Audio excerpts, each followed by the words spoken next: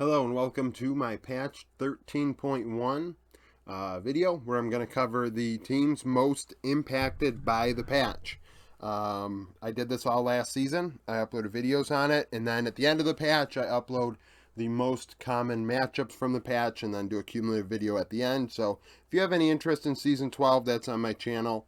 Now, with the first patch, we only really care about buffs. At least that's all I care about.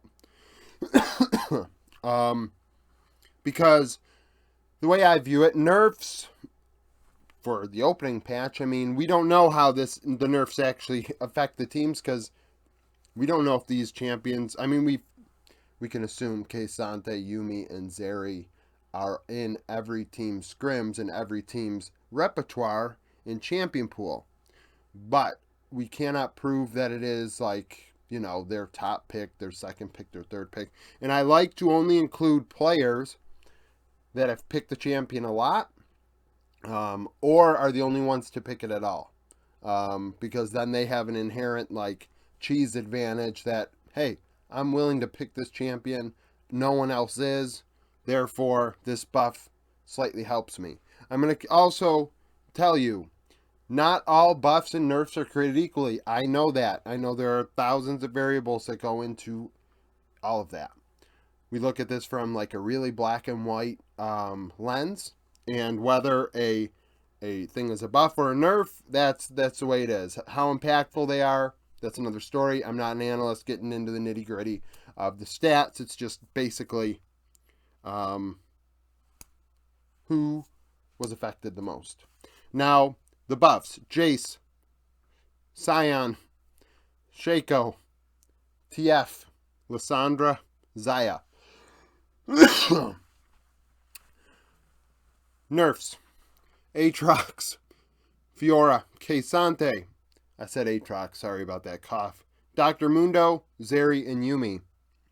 Now, the teams that are the happiest, because there are no sad teams from this patch, end up being good teams, and this was not intended. There are actually like 31 teams that are like happy about this patch, that have players that used these buff champions to a high degree last year. And by the way, that only includes players that played in major regions. If they're a rookie from ERLs, Academy, LDL, and CK, they're not included on here. Don't know if that champion translates to the highest level of play for them. So in the LPL, we got JDG. So JDG, Jace, and Sion for 369. He plays both of those champions quite a bit. In mid lane, we have Lissandra. Knight plays Lissandra. Higher amount than most. Xayah, Ruler, and then Shaco. LOL. Damn it. LOL. Like he's going to really pick Shaco? Probably not. But he's the only player to really pick Shaco in the last several years, so I'm going to throw it on there. Weibo, the Shy, plays Jason Sion. Weibo in mid lane, so Xiaohu, Lissandra, TF. We figure that. He roams. We saw the Lissandra a lot last year. We saw the TF a lot. Xayah for light, also a valid pick for him. Top Esports, Jace for Wayward. TF and Lissandra for rookie. So those three teams are they happen to be the top teams, and that was not on purpose, like I said. It just happened to be that way, and it happens to be that way for both Eastern regions. The LCK, Damwon and Kia are really happy to see this patch. Jace ×2. Kana plays Jace. Showmaker is one of the few mid laners to play Jace last year. So he gets credit for it because he's willing to do it when other people aren't. Showmaker also benefits from the TF buffs and the Lissandra buffs. Deft plays Xayah. Played Xayah last year more than most. HLE. Kingen plays Jace. Zeka plays TF and Lissandra. And Viper plays Xayah. Like I keep saying, all these teams, these players, it's one of their more picked champions, or relative to the champion being picked across the board, it was one of the they were one of the players that played it the most, if that makes sense, right? There's like two categories here. It's either they're one of the players that played it the most, or it was one of the most picked champions by the player. T1, Jace for Zeus. Obviously, he loves Jace. That is without question. I wouldn't doubt if game one against, Genji or whatever next week, he plays Jace. TF and Lissandra for Faker. That makes sense, right? Similar to Xiaohu, we could predict that. And Guma and Xayah. The LEC, G2.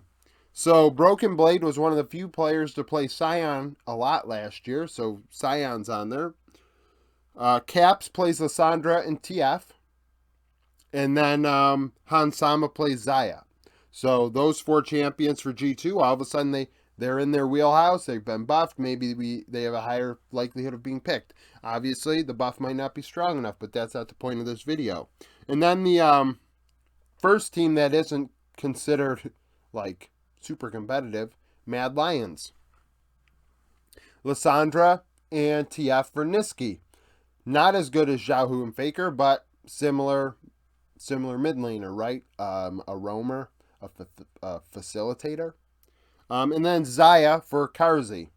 I think he's going to be on Senna duty, but Xayah is an option.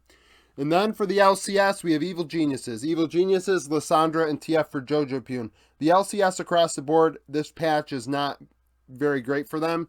Actually, you notice there's only 2 champions there. All these other teams, plus several more, are over EG in the point system for out of 6 champions. Like they have 2 of them.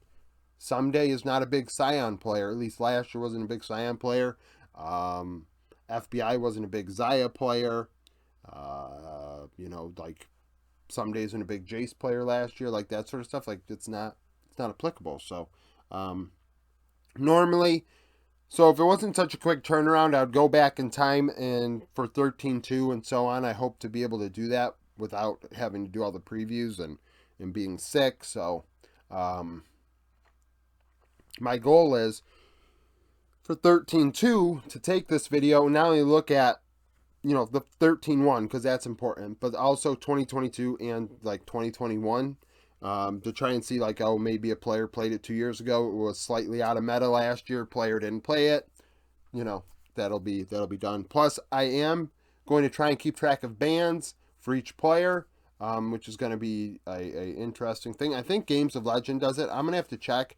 If that ends up being the case, I'm going to start going to that as well, because I think it matters if a champion's been buffed or nerfed, and champions being banned against a player a lot in the first place, because that would indicate to me that it's definitely going to be banned. Or maybe if a champion is nerfed, that is normally a ban, that might nerf the team, because now it's not banned against them anymore. You know what I'm saying? Like, it doesn't eat a ban. Maybe that player's so good at that champion that it benefits them, but we'll see. So, thank you for watching this video. If you liked it, like it, subscribe to the channel for daily League of Legends content, follow me on Twitter, join the Discord, become a YouTube member, and thank you for watching.